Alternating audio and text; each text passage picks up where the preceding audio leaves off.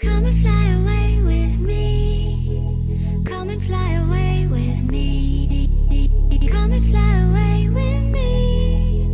Come and fly away with me. Hi guys, good morning. This is Lady Gladys again. So welcome back. Today is July 24. So ano na ngayon guys? Wednesday.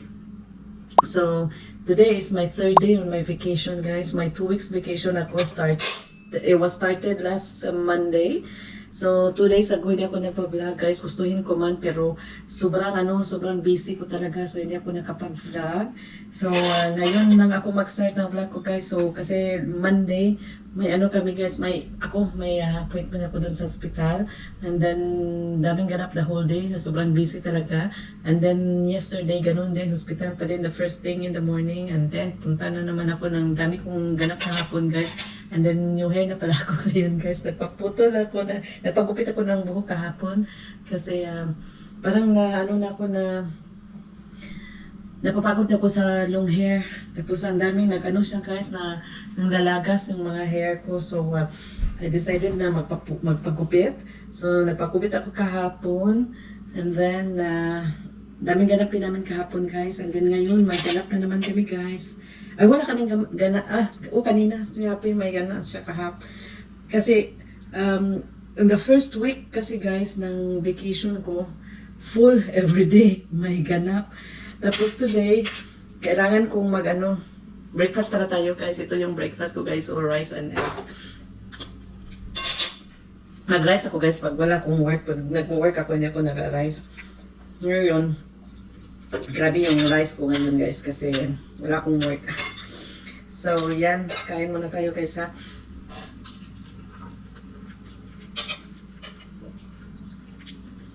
So, ngayon guys, maglilinis ako ng bahay kasi may ganap kami bukas dito sa bahay.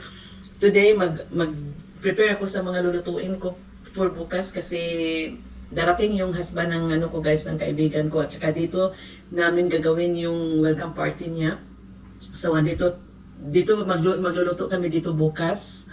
Work pa kasi sila bukas. Ako lang mag-iisa bukas magluluto. So, kailangan ako maglinis ngayon. Bukas, after ng work nila, yung iba naming kaibigan, pupunta sila dito kasi magtutulong sa akin na magluto. Yung isa magluluto, tapos mag-decorate kami sa labas guys. So, yan ang ganap namin bukas. So, ngayon maglilinis ako konti ng bahay. And then, mag-prepare ako ng barbecue. Magmarinate ako sa mga meat na gagawin naming barbecue bukas. And then yung mga vegetables, ikakat ko ngayon para bukas luto na lang. So yan ang ganap natin ngayon guys. And then mamaya lalabas tayo mamaya guys. Pakita ko sa inyo yung blueberry namin at saka raspberry namin. At saka yung maliit na garden ko guys. So, sobrang init ngayon. Sobrang init. Very nice day. And then tingnan nyo guys. So hindi ko alam kung makita nyo sa labas. Very nice day. So, yan ang gagawin natin ngayon. And then, kakain muna ako guys. Babalikan ko kayo mamaya. After na ako maglinis kasi ayoko ipakita sa inyo maglinis guys. Hindi naman interesting yun. Babalikan ko kayo pag mag-prepare ako ng mga meat mamaya. So, kain muna ako guys kasi sobrang gutom ko na guys. So, guys, tapos na akong kumain. And then, conscious pa rin ako sa buhok ko guys. Mag-prepare na ako sa iba-barbecue ko guys. Ito yung iba-barbecue namin. Pork fillet. Tapos yun ang ikakat ko kasi mag-skewer kami. So ikakat ko siya guys. I-prepare ko at saka i-marinate ko siya for bukas. So yung iba ang dami guys. Yung iba ihalo ko siguro dun sa humba. So, ganito lang siya po kinakat guys. Tapos, imamarinate ko siya after. Dami kasi.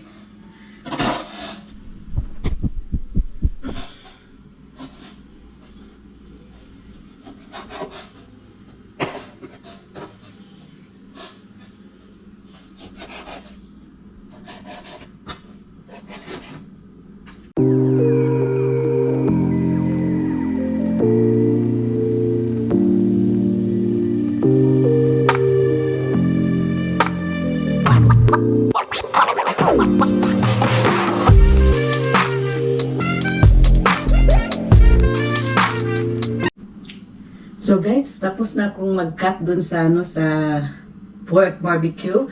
Ngayon, ikakat ko na naman itong para sa humba, guys. Ito yung ginagamit namin. Yun ang gusto niya. Dapat sana, gusto ko ito yung para sa barbecue. Pero gusto niya, ito daw yung sa humba. So, ito yung gagamitin ko sa humba, guys. Binili namin ito sa Costco. Parang belly siya, pero wala na siyang skin. Pero may mga taba-taba pa din siya. So, ito yung ikakat ko. Ikakat ko muna siya ngayon. Tapos, lulutuin ko siya bukas. Ganito lang siya pag kinakat ko siya kasi ganito kalaki tapos ipa-fry ko. Kasi sobrang marami yung para sa barbecue. Kinakat ko siya dito parang panghumba. I-mix ko na lang siya sa humba para at least may meat din yung humba. So ito yung ginagamit ko, guys. Ikakat ko lang siya ng ganito. Tapos lulutuin ko siya bukas. Bukas ko na lulutuin, guys, kasi wala na akong space dito sa ref. Kung ngayon ko lulutuin at saka bukas. Tawag dyan. Yan. Pero okay naman siguro kung lulutuin ko siya ngayon. Ang ref ko kasi sa baba, dun sa bar, maliit na ref lang yun. Tapos ang daming drinks. Kasi may mga drinks ako doon, tapos bumili din sila ng drinks nila. So nilagay ko lahat doon para para malamig na siya bukas. Ito lang siya, guys. So, marami din naman pala yung para sa humba.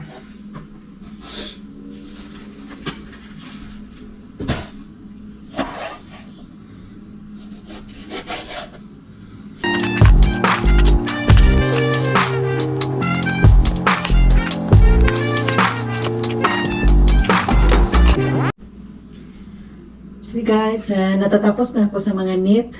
Sinasegregate ko na yung mga meats para bukas. And then ngayon, nandito na naman ako sa mga vegetables, guys. Ngayon, magkakat ako ng carrots for the pancit. Pancit bihon. So yun na ikakat ko ngayon, guys, para bukas. Halo-halo na lang siya bukas. And then, magmarinate din ako ng chicken. Umalis ako kanina kasi bumili ako ng chicken. Imamarinate ko yung chicken at saka bumili din ako ng chicken para sa, ang tawag dyan, para sa bihon, guys. So, ngayon na ako magpipil muna ako ng mga carrots and then ikakat ko siya, guys, para bukas. Ready na siya bukas. Tapos gagawa pala ako ng biko bukas din, guys. Ang dami ko pala nga gagawin bukas. So, hindi pa, guys, sinabi ko kanina na maglilinis ako ng bahay. Hindi ako naglilinis ng bahay. Mamaya na lang ako maglilinis pag natapos ko na itong lahat ng mga preparation. Kasi pag, maglilinis na naman ako, guys. So, ko na lang, isahan na lang.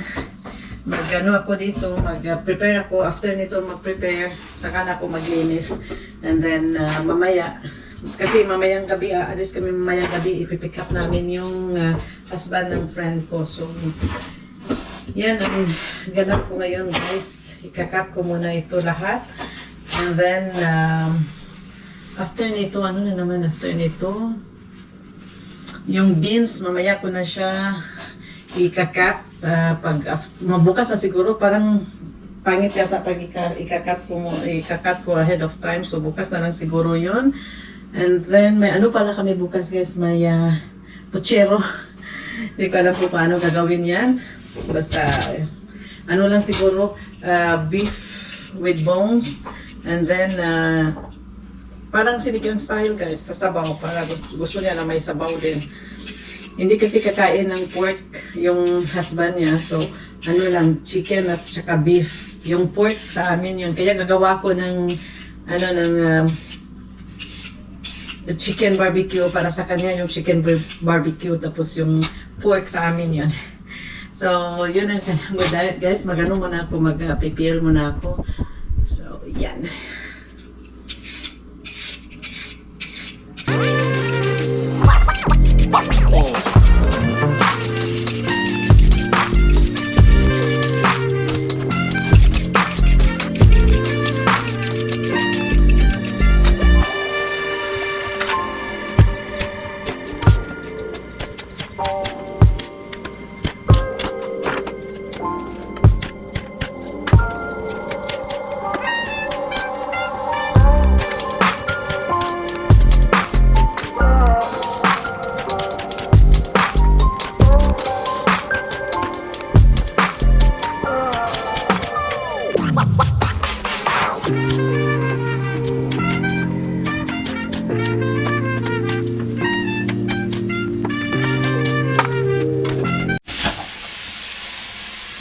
back guys.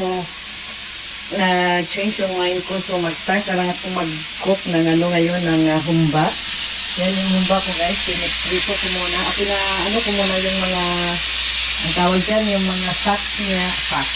Yung mga fats niya. So yan ang ginagawa ko guys. Tapos ilagay ko siya dito after. At saka dyan ko siya lulutuin.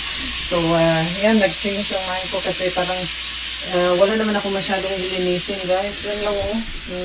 Yan lang. Tapos dyan, ipan-pick up ko na lang yung mga things dyan. So yun lang naman. Tapos sa basement wala naman masyadong ano. Para dito kami sa loob